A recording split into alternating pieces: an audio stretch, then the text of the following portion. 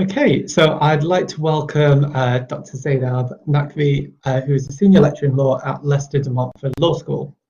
Zainab completed her LLB Law and French at Coventry University in 2012, the LLM General with distinction at the University of Birmingham Law School in 2013, and remained at Birmingham as an Economic and Social Research Council doctoral researcher. Her research interests are focused on judicial and legal responses to ethnic minorities in the UK, particularly the experiences and attitudes of minority women related to the law. Zainab was appointed a full-time lecturer in law at Coventry University in 2017, following the completion of her doctorate, and has now joined Leicester de Montfort Law School as senior lecturer in law. Alongside this, she is the coordinating editor for the international peer review journal Feminist Legal Studies. And I'll hand over to Zainab now. Thank you so much. I guess the first thing to ask is, can you all hear me? Yes? Fabulous. Thank you very much. And thank you so much for inviting me to be here today with all of you. I'm excited to talk with you, and I'm excited to hear your thoughts about basically something that just makes me annoyed, because I tend to be governed by whatever makes me annoyed, and then I tend to go and do research on that. So that's usually where I come from. Just briefly, I'm going to be talking about something that I think is very key to me as an academic, and something that shapes my journey as an academic in the academy as well. So I'll start off with an introduction. I'll also then provide some background and context just around some terms and things that I think are important to establish before I go on to talk about the kind of academic library and a research journey, or my research journey. So thinking then about my background and my research expertise, as Darren has kindly already introduced me, my doctoral research was actually based in family law. So I looked at polygamous marriages and the way that English law treats polygamous marriages. And I used a critical post-colonial feminist lens, and I'm going to go into terms and terminologies and concepts in a little while. Now, polygamous marriages are those in which an individual is married to more than one person at the same time. So the most common example is that of a man who has more than one wife at the same time. Now, I've since moved on from that to look at Muslim marriage ceremonies in the UK, which don't automatically get legally recognized. So the overarching theme to my research is that I look at minority marriage practices and minority communities in the UK. I've also started to look at legal and judicial responses around the recent debates concerning integration in the UK and community integration and what that means. And I'm also starting to look at legal responses, or the lack thereof, towards jihadi brides in the UK, which is really interesting and a barrel of laughs for sure. More widely, in relation to academia, I've sat on the board of this academic peer review journal, Feminist Legal Studies, for a few years now, and I'm now a coordinating editor, which means that I'm part of the team of editors which takes journal article submissions through the double-blind peer review process.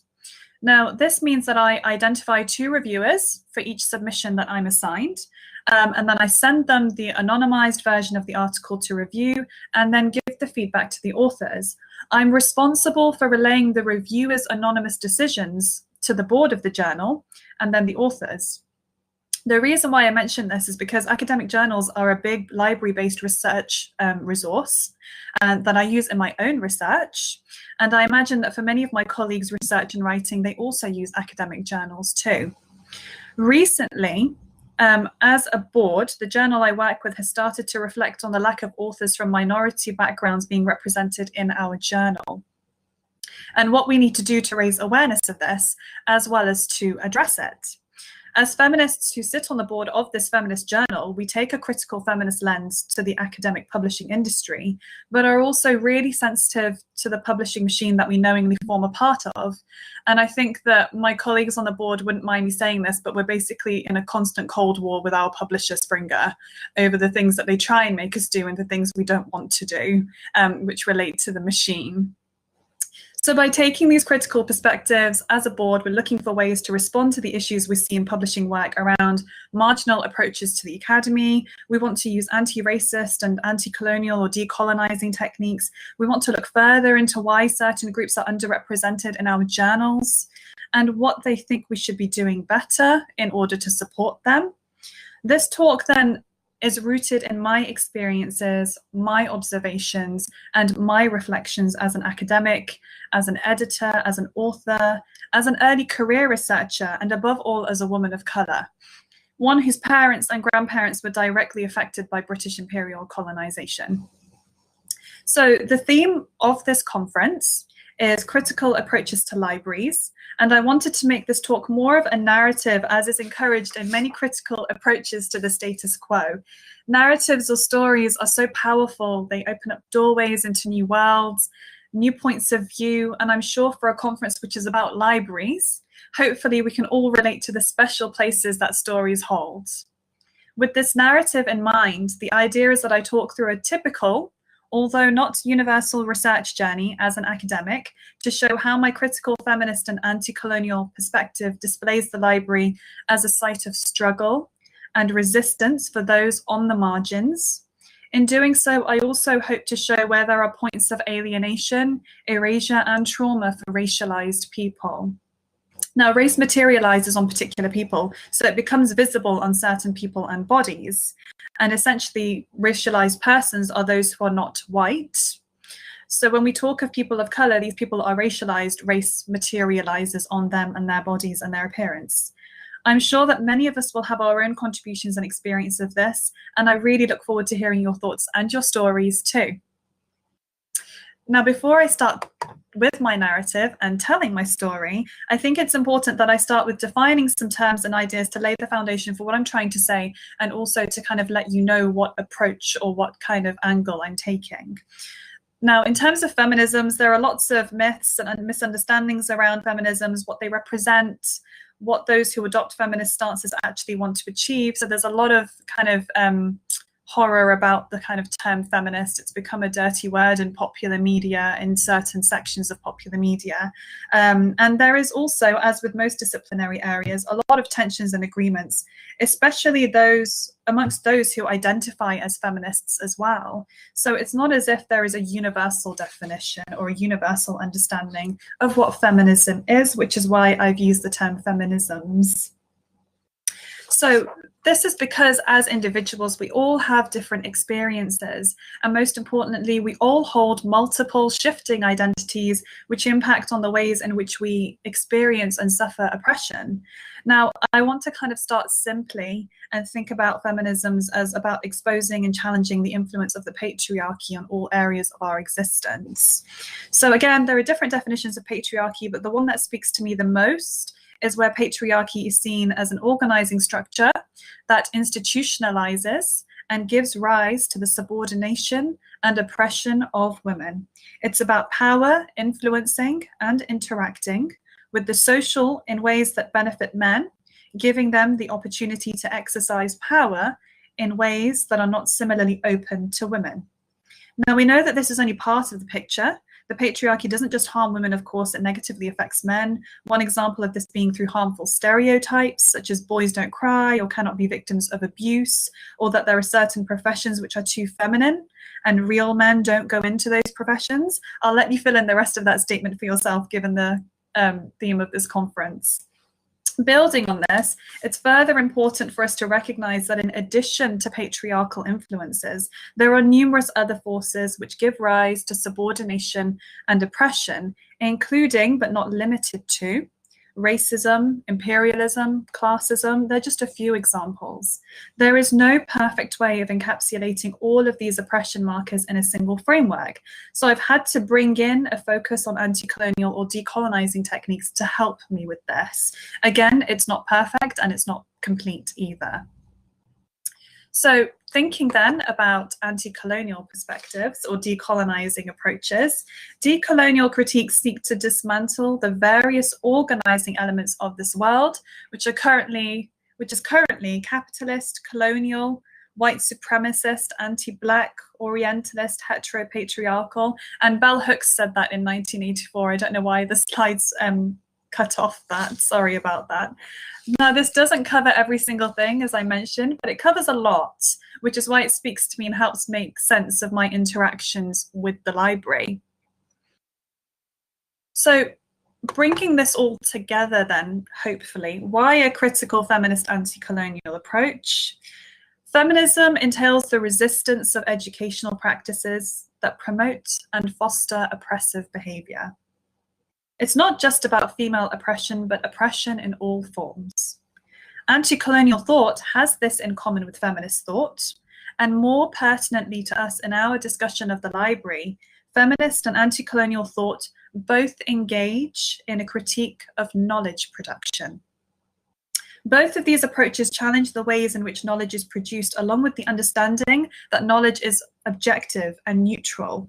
Knowledge isn't neutral or objective, it's political, and both feminist and anti-colonial thought demonstrate this by showing how male and white-centric our understanding of knowledge is as well.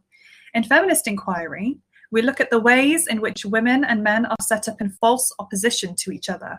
One example of this is the logical, reasonable man, who is also very prevalent in law, which is my disciplinary background, and how the reasonable man is also contrasted against the emotional, hysterical woman. So being male and female involves being assigned these attributes according to your biological makeup, which is not right. With the stereotypically male-associated characteristics of logic and reason, comes the explanation for why knowledge is male-centric.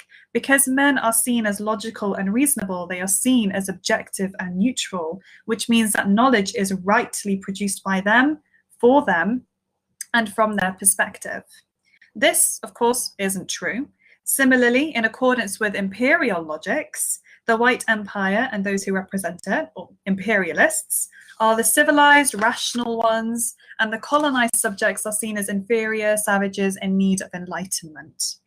Adrienne Rich describes the effects of this well, with her discussion of white solipsism, the perhaps unintentional, but nonetheless nefarious tendency to think, imagine, and speak as if whiteness described the world. Can we really believe that knowledge is produced and should only be produced by those who falsely claim rationality, objectivity, and neutrality? We can't, which means that we need to remember that knowledge is not singular. We have knowledges, not knowledge. We also need to remember that the ways in which knowledges are produced and shared and codified are political. Harmful beliefs about knowledge production are ingrained into systems and institutions, including the academic library. Ikaza and de Jong tell us that the academy can both nourish and stifle critical thought. It can also reproduce dominant frameworks and colonial patriarchal oppressions. So a feminist anti-colonial critique is an important way to think about the library and also the way knowledges interact with and appear around the library as an institution. So after all of that heavy term explaining and exploring, I'm now going to start by looking at my library research journey. I have 3 rough stages to my journey, and so that it's more organic, I won't summarize them now. I'll instead keep you in suspense for a little longer. So my research journey then starts in the past. The past and its continuing influence. And I want to look back, although we see very quickly that what happened in the past is still happening today in relation to libraries and knowledge. Some context to begin with. Britain invaded 171 of the current 193 members of the United Nations in its imperialist mission. That's 90% of the current members of the United Nations. If we want an indication of the relevance and the trauma and the damage that colonization has for us today, I think this figure in itself is a real eye-opener. So how was colonization and invasion on this scale undertaken? How did this level of damage happen to the point that it continues to affect us today? Well, as I mentioned earlier, knowledge and education had a role to play. A large part of the imperialist colonizing strategy was to civilize, was to racialize, and then colonize the minds of the people living in these colonized nations. The civilizing mission was about showing these natives in the colonies that their beliefs, their ways of life, their ways of knowing were all inferior because their intellect was inferior. Now we're seeing scary parallels in these times with the ugly rearing of eugenics and pseudoscience and the notion that a person's skin color is indicative of their intellect. There is no such link in real life. But unfortunately, this was persuasively used to divide communities and impose imperial rule in colonial states. This link with intellect and knowledge shows us how the library, which is seen as a vessel, storage, and place for interactions around learning and knowledge, has contributed to oppression and colonization. Libraries are seen as sites and institutions for education. This connection means that they are then connected to the ways in which education is structured and delivered. With the underlying influences of patriarchy and imperialism still presenting in education today, it also follows that the library is equally rooted in these harmful ideologies. Books and education were used as tools to force and enforce assimilation, and through these impositions, knowledge practices that were seen as different or other to the imperialist ways of doing things were systematically pushed out. For this reason, we cannot forget that libraries, education, and knowledge production are rooted in the violence of the colonialism project and the erasure of other epistemes or ways of knowing, thinking, learning, and teaching. The British Empire may be seen as formally broken down, but it still impacts on us and our experiences and perceptions of the library today, and that's not going to change anytime soon. So all of this history and all of this baggage means that the library is laden with meaning for someone like me, a racialized woman whose parents were born in former colonies. Now,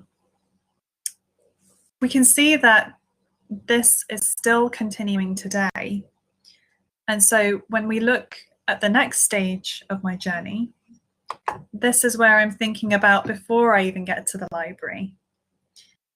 This stage overlaps and is elided with the context that I just mentioned and how it continues to bleed into the contemporary. Because, of course, like I said, the library is still linked to the violence of the colonialist project. This is about my typical research journey, as I mentioned before. And engagement with the library isn't so universal or prescriptive of how it's represented with and engaged for everybody else. So I do have to remember my position and my situation as an individual. When I start doing research and when I start looking into something that interests me, or as I mentioned earlier, gets me angry or annoyed or makes me want to look into further, then I always think to myself, where do I start? And if I want to do some reading, because usually when I want to start looking into something, it means involving that I do a lot of reading. The first thing I do is some online detective work. And I guess maybe I call it detective work to make it a bit more exciting sounding than it actually is. Otherwise, usually I'm hunched over a computer into the late hours of the night, trying to keep my eyes open, looking at different entries on the library catalogue. So I start off by looking at what's already been researched. I look at what's already been published on the issue that I'm looking into, and also what can I read about the issue or area that I'm interested in. There are a few critical issues or conversation starters that I want to raise here. So these are just about starting conversations. Unfortunately, I don't have solutions. I don't have recommendations for reform, as is really common in law. Instead, it's just about starting discussion. So the first one is when I go online to the library database and search using certain keywords, what is it that comes up? Now, what comes up in my experience depends on what the library is subscribed to or buying, which I think is a fair assessment. The books, the journals, the papers that I rely on that I think will be the most helpful for my research journey They are actually dictated by search algorithms, by catalogs, which comprise mostly purchased items. But who shapes and who determines the outputs or the results of my online searches? Now, there is a concept put forward by Carly Coetzee in relation to academic publishing, that journal editors are part of an occult economy. So an occult economy is essentially where wealth is generated or benefits are generated by an endeavor or enterprise without visible labor being performed. So I would argue that the labor undertaken by library teams to stock upon resources, both physical and digital, is also performed in this way at times. I don't say again that this is universal, but I think that there is a lot of labor which is left invisible. So the benefits are reaped by those who seek out materials in the library, like myself, but the work and the presence of those who actually make sure those materials are available is largely hidden. So I feel like library teams kind of operate behind a veil, and they operate behind this veil which is seen as an occult economy. So they're actually contributing to and perpetuating this occult economy. Thinking about the implications of this, as people who are carrying out this work, what preconceptions accompany us when we make decisions about the authoritative texts and knowledges that the library should be housing? What biases are affecting these decisions? Teaching academics, and I'm a teaching academic, set the texts for their courses that the library provides for students. And this again displays the link between education and libraries, and also the power differentials in there as well, that the teaching academics choose the text and then it's purchased and made available for the students. After the course texts are set and the library purchases or makes the resource available for students, we then expect students to make the library the first port of call when they have to complete an assignment. If a student came to me and said, I haven't gone to the library yet, it would make me wonder what they're doing, for sure, if they have an assignment to do. It's not enough, of course, though, for them to read the course textbook that I recommend or my colleagues recommend, or even the seminar readings. We want you to demonstrate evidence of independent research, we tell them. So when a student comes to me and they have an assignment to do, I always ask them, what have you been reading or what have you been looking at? And I always hope that they have gone to the library or done some online detective work and had a look at some resources that I haven't recommended or I haven't set out for them in the teaching materials. Now, when the students actually do undertake the independent research, are the results that they cite in their bibliographies reflective of the huge range of knowledges that are often ignored, marginalized, or hierarchized? The answer to this does for a large part depend on what they have access to in the library. So whenever I look at bibliographies, it's always interesting to see what students have cited and what they haven't cited. And also, as academics, when we're marking, we make judgments about the kinds of sources and resources that they've used. And so it's really interesting to reflect on whether, or the extent to which we actually make judgments about the quality of the assignment based on the resources that we're familiar with being cited, or what it means when sources we're not familiar with have been cited, and what that means. So what we are encouraging and expecting from students in terms of learning and knowledge is actually also shaped by what's available for them to look at in the library. And we also need to question how we can make sure that there is a more representative approach to knowledges and the wonderful unconventional forms it can take and does take and should take as well. There is also a risk that when students do think outside the library search data box and they cite sources that challenge imperial knowledge production conventions, as teachers, we don't recognize their critical work. So as I said, there is this risk about these judgments that we make. This is something I know that I personally have to do. I feel like we do as a kind of sector need to make more of an effort to embed in our own mentality towards writing and research. As authors ourselves and educators, we have to make sure that we are open to different sources and resources, ones that we don't cite and ones that are not available on the library catalogue. And also try and make sure that the library catalogue is more representative and more reflective. I'm sure a lot of work is being done towards that. I just feel from my personal experiences that I need to make more of an effort to be kind of proactive in trying to find sources and encourage my library to buy sources and resources that challenge those conventional forms of knowledge production.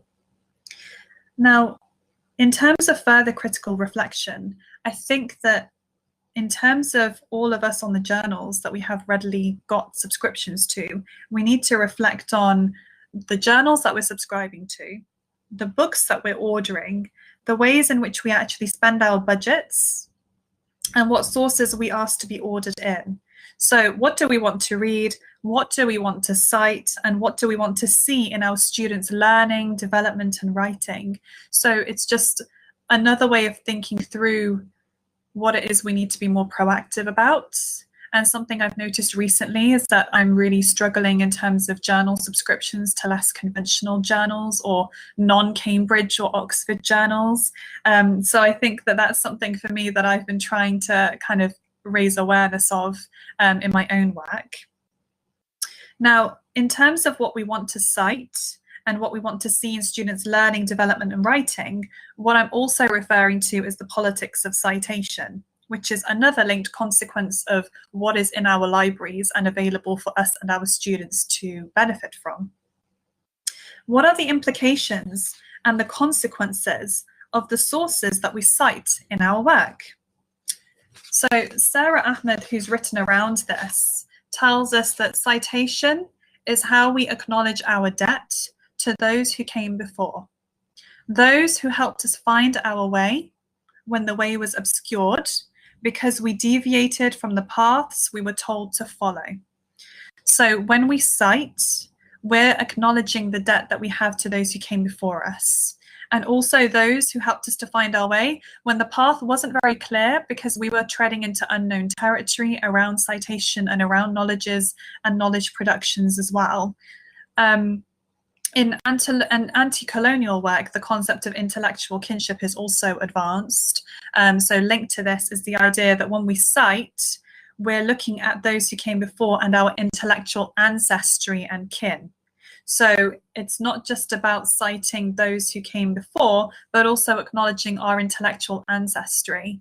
So if you come from a different context or a context which is less prioritized or less privileged in terms of knowledge production, then acknowledging your intellectual ancestry may not be as recognized as somebody who comes from, and I put this in inverted commas, the global north, because in the global north, there is this notion that knowledge production happens in certain ways, and then that's privileged over the rest of the world. So if you have intellectual ancestry from outside of this global north privilege, is that being recognized by, your colleagues, by your lecturers, by those who are more experienced than you, your senior colleagues? And that's a really important consideration. And I think that the library can do a lot to support that. So for this reason, referencing and citation then are political acts. They raise awareness of existing knowledges, and we have an opportunity to mobilize this in our writing and the sources we make available for the writers and researchers to ensure that there is the space and motivation to name those whose names may not be as well known in mainstream intellectual resources. So when we make conscious choices to subscribe to the less conventional and white patriarchal-led sources and use search software to put marginalized scholars and their work in a more prominent position, we're actually engaging in a political act, a struggle to challenge the violence of the colonial patriarchal system, which dominates knowledge production and recognition. Now, another critical issue that I get before I even reach the library is around the increasing and all-encompassing role of technology in addition to the politics of the search engine. So like I said, I do some online detective work in the beginning, and this is related to that really because of how dominant technology has become and remains and continues to be. So in these pandemic-driven times, I think we're more aware than ever of the ease at which we can experience information overload. I know that I have switched off the news and my social media because I cannot cope with the extreme levels of contradicting and confusing information being constantly updated and changed and edited and retracted. I've actually never been more calm than I am now since I switched off my social media and stopped watching Boris's briefings every day. As a society, the pandemic has thrown this into stark relief, the kind of ways in which technology can really overcome us and overwhelm us. But there are numerous examples of the way data, information, and knowledge have been used and manipulated to push certain agendas since before the pandemic. So, for example, the US elections and the use of these bots all over social media, I don't know what they're called. I think they're just called bots, actually. So that's another example that I've kind of from recent times. I think that this kind of information overload and overwhelm and just the ways in which there's so much available and it's so hard to negotiate is a really big issue for librarians and for teachers. And Gina Schlesselman-Tarango helped me to make sense of this because she talks about how information is dispersed across catalogs and databases and cyberspace. It takes so many forms and comprises so many different voices with different realities and multiple competing truths. The authority of all of these different voices is also unclear. Who do you believe? Do you believe this expert or do you believe that expert? Do you believe this epidemiologist on Twitter or do you believe the government's medical officer? And what makes an expert? Who are you more likely to believe and why? And I think as well, this brings home really for academics as well, because we often talk about ourselves in terms of having research expertise and in being experts in certain areas. And I think it's also making us reflect as well on what we mean by this and also who the experts are in the government and or not in that sense as well. Luke and Kapitsa tell us that academic libraries are sites of production and reproduction of knowledge and power. So what we're really talking about then is power, the power to control what knowledge is, who can make it, how they make it, how it can be manipulated and used. So what can we do to question and critique the dominance of the ones who are manipulating knowledge and information and media? So I think we need to be locating the missing voices and scholarship, as well as exposing the unfair dominance and false authority of mainstream perspectives. We need to expose the lack of neutrality and objectivity in all of this information we are bombarded with constantly. And we also need to be more open to challenging the preconceived notions of what makes an authoritative source or persuasive evidence for the arguments that we make, and also that our students make in their assignments and in their speeches and in their presentations and in their essays. Now, just because a smaller, less well-known website is cited that is based in a global south country, and again, global south I put in inverted commas, doesn't mean that this lesser well-known website isn't a foremost authority on the issue it's being cited for. Just because a journal founded in the global south by local academics is not hidden behind a paywall or published by Springer or Taylor and Francis or Routledge or Oxford University Press doesn't mean it holds less authoritative weight. We need to be asking, which truths does the academy and library validate, and which should it be giving space to? We can only ask these questions if we critically examine our practices around citation and the manipulations of technology from the margins. We should look from the outside in so that we can see what we take for granted and the weaknesses in that. Only then can the marginalized voices, perspectives, and narratives that suffer from exclusion, from dismissal and erasure be on a competitive footing with the knowledge that is wrongly privileged in our classrooms and our libraries. Now, I've been talking a lot about the sweeping digital reforms to the library, and I want to briefly look at the problems around our understandings or definitions of the library before looking at the final stage of my journey that I want to share with you today. So when I was doing the reading and research to give this talk, I was limited to online sources because of the lockdown. And while I was doing the research, I came across this beautiful article during my Google search, which is about living librarians in North Ghana. And I've put the full citation up there as well so that you can have a look as well. Now, at the start of this really amazing article, which was written by two academics based in northern Ghana, the following was cited. Lyndon, in 1991, narrated how 1600 years ago, the wisdom of many centuries went up in flames when the great Alexandria Library burned down.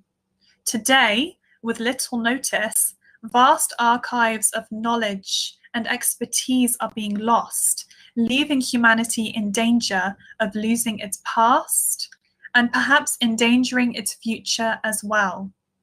Lyndon was referring to the knowledge stored in the memories of elders, healers, traditional birth attendants, farmers, fishermen, and hunters throughout the world. These knowledge producers, such as elders, healers, midwives, farmers, fishermen, and hunters, etc., are librarians in their own right. So, when we think about a library, what is it that we actually see? Do we see the famous library at Alexandria? When it was burnt down, it was thought to have amounted to a loss of wisdom of many centuries. And there's that beautiful kind of rendering or sketch or an imagined kind of view of what Alexandria looked like, the library there. But where did all of the wisdom in that beautiful building come from? It didn't disappear, did it, after the library was burnt down? A version of its codification burnt down then, instead of the actual wisdom or knowledge? So as part of our critical look at the library from the margins, we also need to think about our understanding of the library. What actually is a library? Is our understanding dictated by form or by purpose? Is it instead more empowering to stop seeing the library as necessarily this institutional building type thing, and instead see us, real people with real knowledge, as the true libraries that then give shape to these beautiful buildings? Once we take this human-centered view, can we then create the necessary space to champion, to amplify, and give marginalized knowledge the attention it deserves? Now, I'm raising this because it links to the last stage of my research journey. And the last stage is when I'm going to the library and once I get to the library, and the kind of politics of bricks and mortar. So the convenience of online searches and ebooks means that I find myself going to the library less and less, which is actually quite a shame. But I've also started to wonder recently about whether there is something deeper going on here for me. So we have these buildings that the library has, but as time goes on, I started to see how alienating the physical space ascribed to a library can be, along with its architecture. So this again isn't universal, but let's think about the names for libraries. I find them overwhelmingly named after white men. So there's Frederick Lanchester, there's Archibald Kimberlin, the Bodleian Library in Oxford is named after Thomas Bodley. I think there's a theme here. Then there is the look of the buildings. As part of the university, the library operates as a physical manifestation of the values and the regimes of knowledge that the academic institution wants to hold and transmit. So naming the building after a white man, and then also the way that the library looks, kind of feeds into this. So I have some images here of what I typically, in my head, imagine a library would look like. So I know that there are more modern ones that are more experimental with architecture and more kind of like streamlined and cool looking and space agey.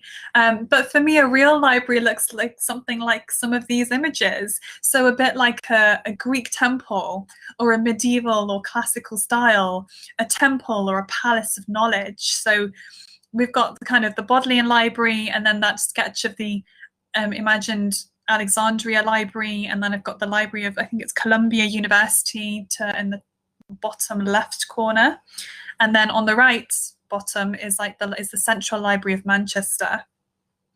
So I feel like this kind of temple of knowledge idea gives us this romantic view. Ian Bailin tells us that this is a romantic view, which then romanticizes academic kind of learning, and also gives off messages around elitism and exclusivity and class privilege. Like, this building is so beautiful, you have to be of a certain type of person to be, you know, good enough to go into this beautiful building. Now, it's also similar to courts or government buildings, which promote the power of the state and elite knowledge. So if we look at the local council house in Coventry, for example, it has an imposing facade and it has old statues, and all those messages of power and elitism are wrapped up there. They're just on the front of this building, which is in the town centre. Finally, what do we find inside this library building, temple of knowledge, palace type thing? What paintings and art are on display? A portrait of the white man that the building is named after, perhaps? Art or other cultural items that were stolen by the empire, although the label will always say that they were given to the empire. So I've got this example here up on the slide.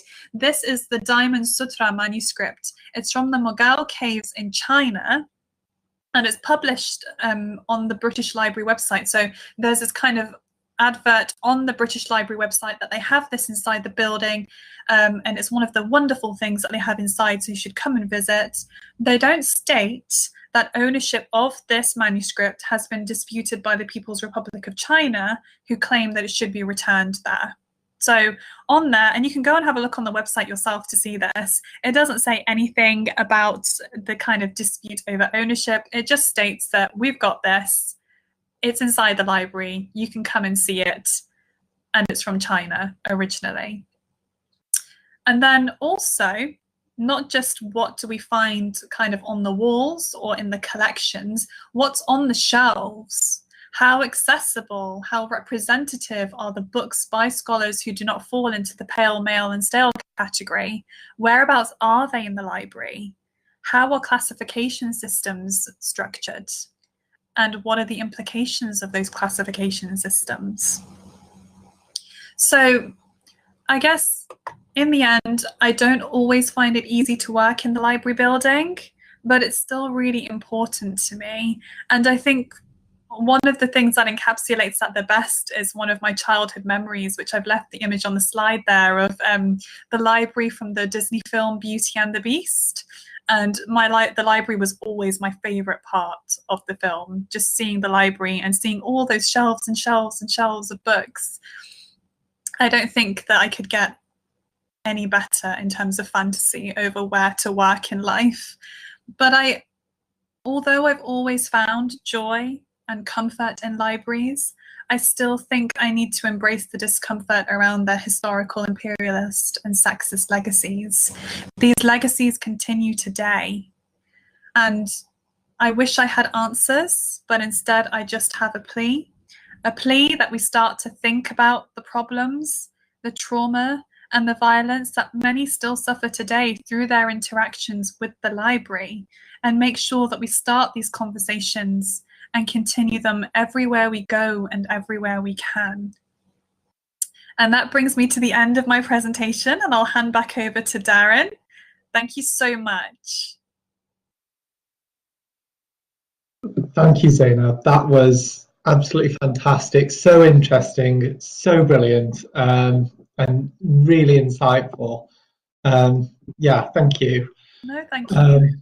Yeah, you can see all the messages coming in now about how great that was. I know you said you were taking some time off from social media, but if you want to sneak back on for a little bit, there's been a lot of amazing feedback on Twitter for you as well. Oh, bless a lot you of people all. really Thank enjoyed you. that. Does anybody have any questions for Zainab that they want to either put in the public chat or can private message to me? We've got a few minutes left before we need to finish up. Yeah, one just popped through. Okay. So somebody would like to know, is there anything specific to law libraries that you think is a real issue, stroke, something to work on? So as a legal scholar, something specific to law libraries that you think we need to look at? Do you know what? Actually, just the whole separation of the law library annoys me. I think that just having a separate law library is a hierarchization of knowledges, and it also sets law apart in a way that I don't think it should. And I've seen a shift recently to kind of moving towards putting law libraries and law collections inside main libraries. I think it's alienating, not just for law students, but for those who are not necessarily situated directly in law, but want to interrogate something that intersects with their own disciplinary work. So for me, the biggest issue that I find in terms of as a legal scholar was always the separation of the law library from the main library, particularly because, as I'm sure you can tell from my kind of research interests and perspectives, I'm very, very committed to being interdisciplinary. I've never been a traditional lawyer, which is probably, you know, a bit of a failing for some people, but I think it's one of the things that's the most important to me, that I don't just sit in the law library surrounded by law books and nothing and no one outside of that. Thank you. If anyone does ever criticise, you can just send them our way, Zainab, and we'll have words. I've got another question here for you. Could you talk about your own experience of having these conversations with your academic colleagues? I think we'll be here all day. I find that there is an interesting dichotomy, or more of a kind of a hard line, between people who get it and people who don't get it, which is, I think that also kind of feeds into, you know, kind of broader questions and broader discussions around sort of race and just other kind of markers of oppression, that you find people who understand and people who just don't understand. And another example is also around mental health as well. So when I have these conversations, I'm either with somebody who absolutely gets it or somebody who doesn't necessarily get it, but sometimes people are very open and start to consider different things. I mean, I can give you a personal example. My sister is a surgeon, and she's been trained in a very classical medical STEM kind of tradition, which means that she's just starting to get into things around kind of looking at critical perspectives and race. And it's because obviously of me constantly banging on about it around the dinner table. But she's really struggled with kind of seeing all of these different markers of oppression, because it's hidden a lot better, I think, in the medical profession. It's a lot more kind of undercover, because I think there's a lot more of a stigma than, say, if you have it in the academic kind of context and you're speaking with people who are used to challenging and used to questioning and used to pushing back, and finding your crowd is a lot easier, I think, when you're an academic compared to when you're working in a hospital. So for me, I think that when I'm raising these issues, it can either be really well received or it can just be dismissed. And I think the dismissal makes it a lot harder to not retreat into your shell, which I find myself doing a lot. Thank you. We've got time for one last question. So I think this is coming from your perspective as a teacher, particularly. So somebody would like to know, what are your students' views on the decolonising knowledge movement? Are they engaged? Do they get it? Do they resist it? What's that been like? So I actually find this maybe is related to kind of the way that I teach, but also I think the institutions that I've taught in. So I think context is really important here. I've taught at institutions that are very social activist engaged, like Warwick University has got this reputation for being that way. And actually, when I taught there for a while, I did see that bear out with the students. It also depends on the module I'm teaching. So I tend to teach things like gender and law, or human rights, or kind of more modules which have got the space for critical evaluation and kind of critical perspectives and being marginal and pushing back. I've also found that because I've taught extensively at Coventry and now I'm teaching at DMU, they're both new institutions. They have a higher, I think what they call a social index. So they actually have a greater representation of minority students within the cohorts, especially in law. So when I'm talking about decolonization, and I don't tend to deliberately say that I'm speaking about decolonization necessarily, I tend to just do really critical exercises with them that make them kind of do the work without realizing it. So maybe kind of hiding their vegetables in their, in their chocolate or their ice cream or something. So for example, when we talk about human rights, I have deliberately decided to dismiss the work that we've got set and said, instead of talking about human rights, I think in order for us to talk about human rights, I think we should first interrogate what we mean by human. And then we kind of go into this discussion about what it means to be a human and who's counted as a human and who's seen as a human. Because if we have aliens in immigration law, where in immigration law, human beings are actually referred to as illegal aliens, then how is it that we can then sit there and claim that everybody has human rights? Because we're not even describing all humans as humans in law. So that's just one example. And the students really get into that as well. So it's actually quite positive most of the time, which I'm really grateful for. That's wonderful. Thank you so much for that. I took us a little bit over time, but this is a bit of a sorry, not sorry situation, because I really wanted to hear your answer to that question as well. Oh, sorry.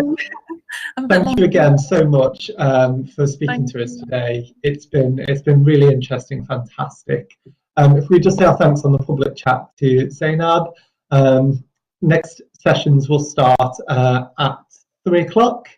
And yes, we look forward to seeing you in our next sessions. Thank you very much, everybody. Thank you, everybody. Lovely being here with you all today. Take care.